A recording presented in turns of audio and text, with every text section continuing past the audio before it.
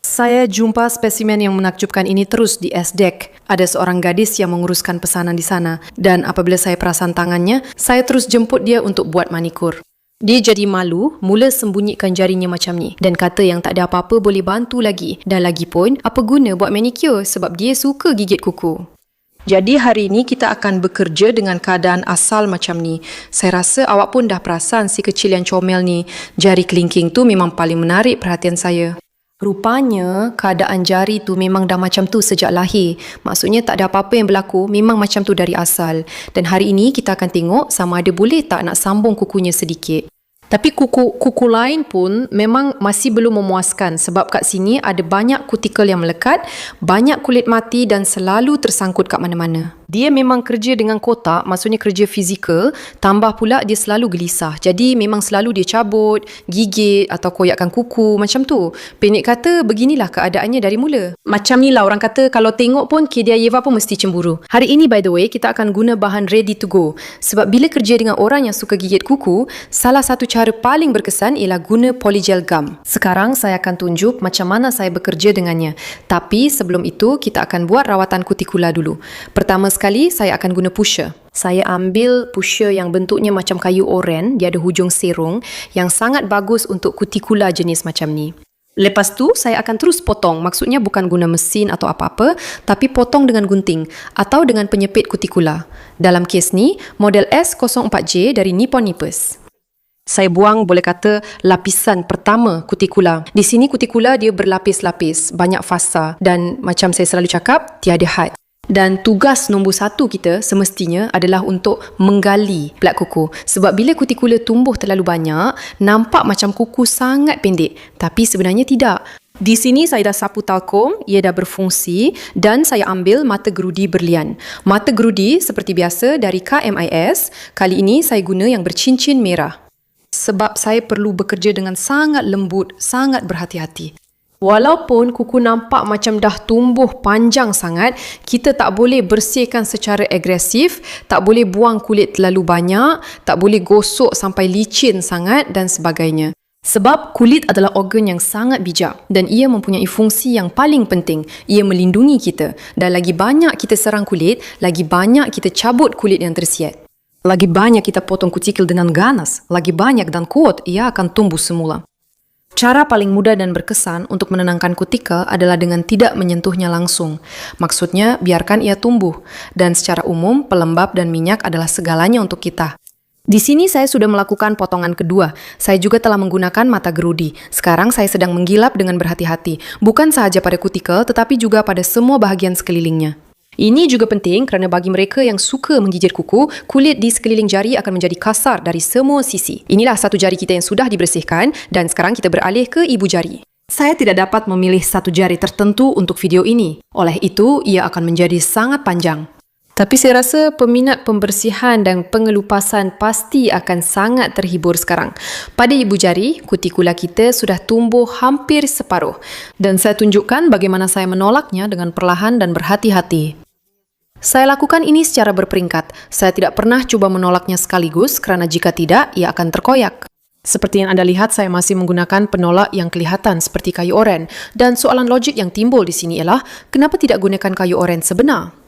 Pada pendapat saya, kayu oren tidak begitu sesuai untuk kutikula seperti ini kerana ia mudah terbelah, berbulu dan hancur semasa digunakan. Akhirnya, anda perlu mengasah dan membentuknya semula. Ia boleh menyebabkan serpihan kayu dan kulit yang tersiat. Saya memang tidak suka perkara seperti itu, jadi saya lebih suka beli satu penolak sahaja.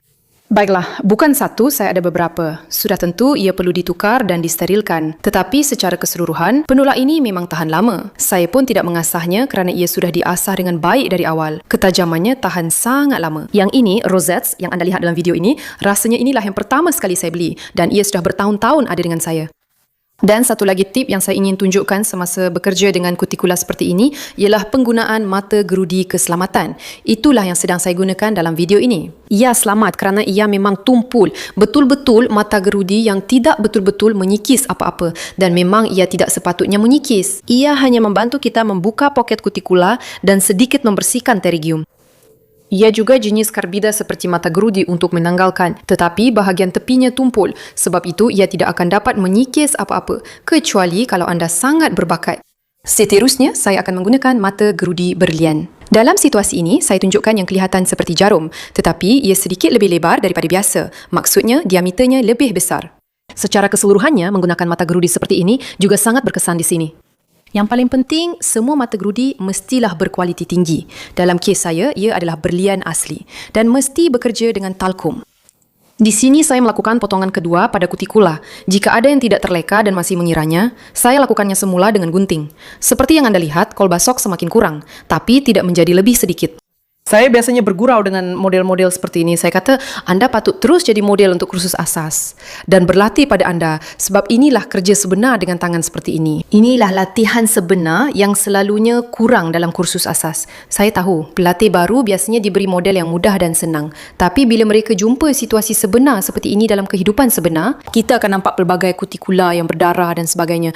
Pada pendapat saya, mana-mana pakar boleh uruskan kutikula biasa. Tapi dengan kutikula seperti ini, memang perlu latihan sebenar. Tapi perasaan puas hati itu sangat menyenangkan. Bila awak dah rawat tangan-tangan ini, mereka nampak sangat berbeza. Sementara itu, kita sudah hampir sampai ke si kecil kita.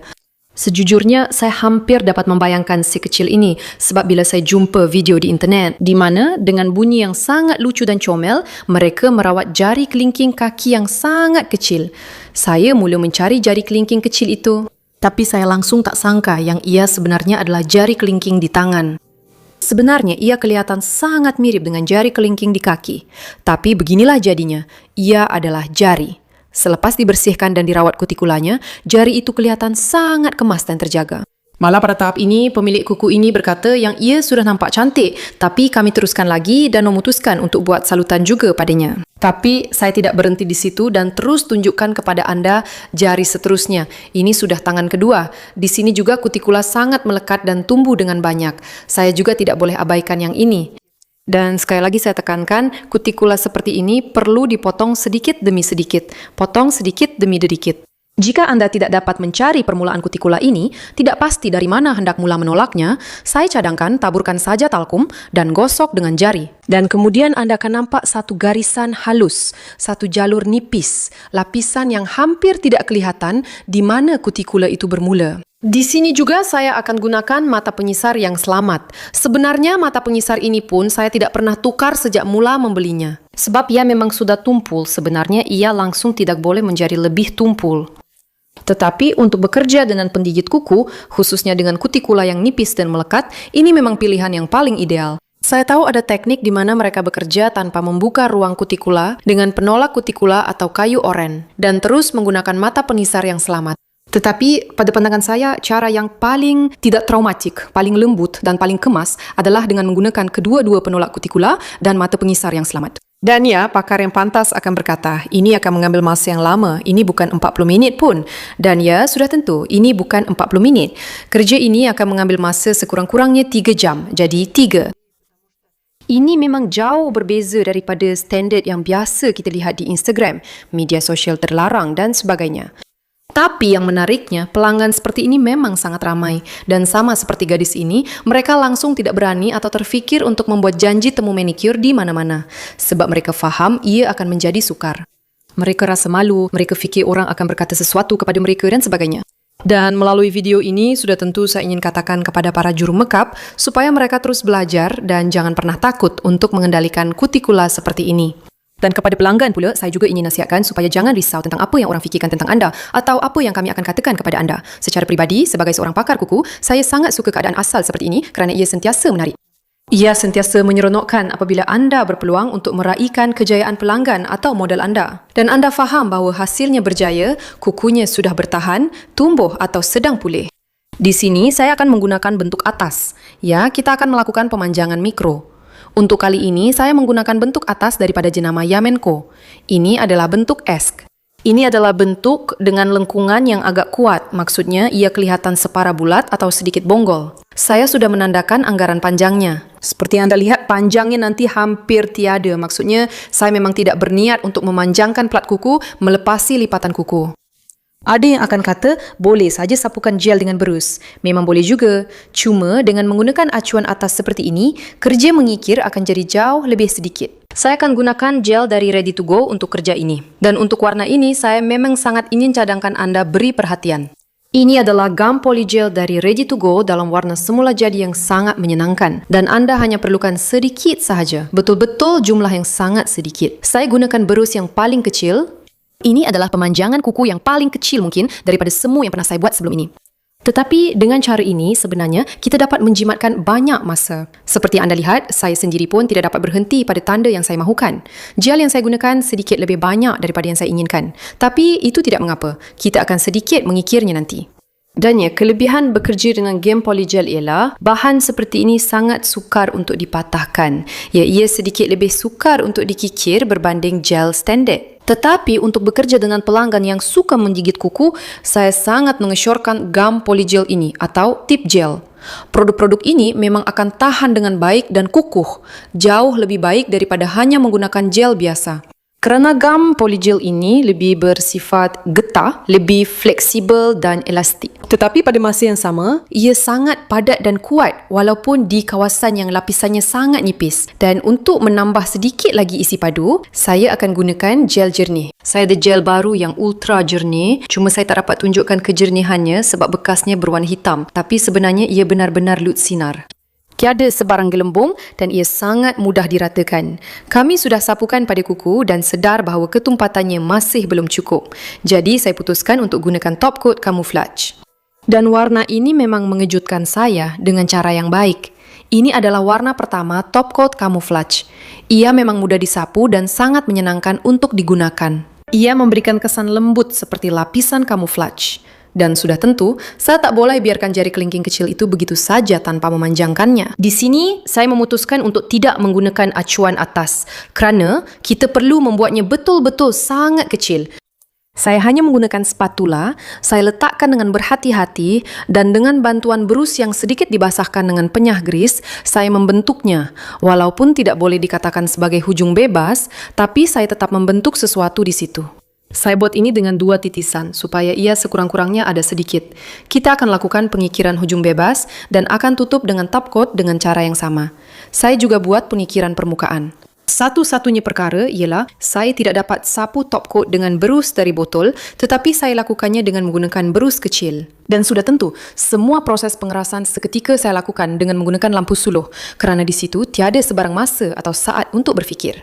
Saya sering menggunakan lampu suluh khusus supaya saya boleh buat pengerasan seketika dan supaya tiada apa-apa yang mengalir ke mana-mana. Untuk penjagaan di rumah, saya berikan dia 1 balang lilin bio. Di sini dalam video, saya tunjukkan cara ia disapu.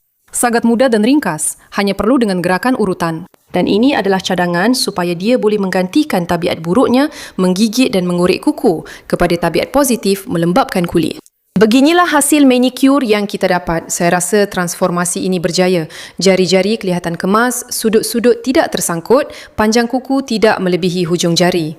Sudah tentu, tuliskan pendapat anda di ruangan komen bagaimana pendapat anda tentang transformasi ini dan adakah anda akan menerima pelanggan seperti ini.